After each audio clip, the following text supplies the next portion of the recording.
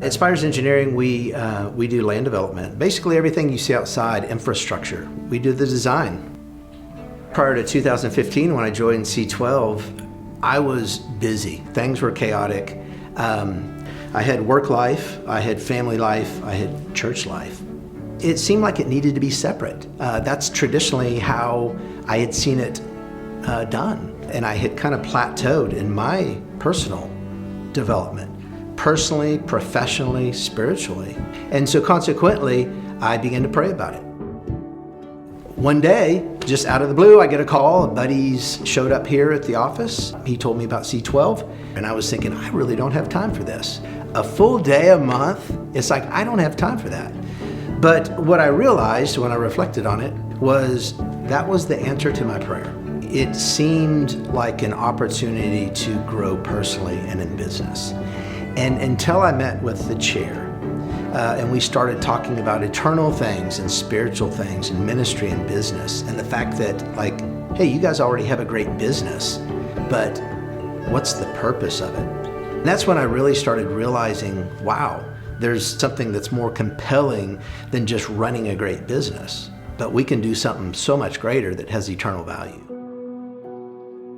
When I joined C12 in April of 2015, every time I showed up to a meeting, there were so many things to do, so many things that we were lacking. In 2017, for the first time, we met and we talked about strategic planning.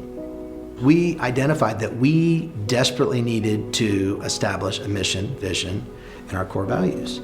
And that was going to be a priority the next year. But the biggest thing that came out of that strategic planning effort was we decided, you know what?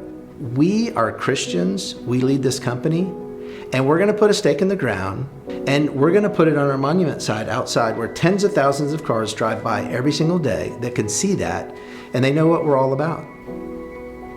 Really what that said to everybody was, this is God's business.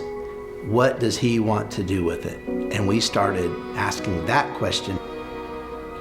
In 2017, kind of the light bulb moment where the ministry in business really started making sense was when the CARES matrix was presented. It was exciting because I thought, we are already doing a lot of these things independently. We just don't have any intentionality with it. We didn't have a plan, but now we have a care matrix and we can start filling in these boxes. It was so clear to me and it was so easy. We had core values, we had a mission, we had vision. We could filter everything, all our decisions through that.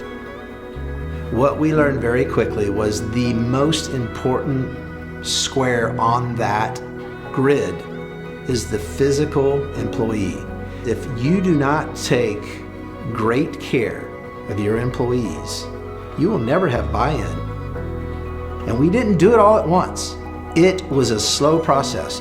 Even though we had momentum and we were having great meetings, there was too much of my involvement. It needed to become an employee-led team. And it became so much better with less involvement from me and more involvement from the employees. They were stakeholders. They had ownership in it. We had a great culture before we started ministry and business. It's just been enhanced with ministry and business. There's a greater purpose that we can all get behind.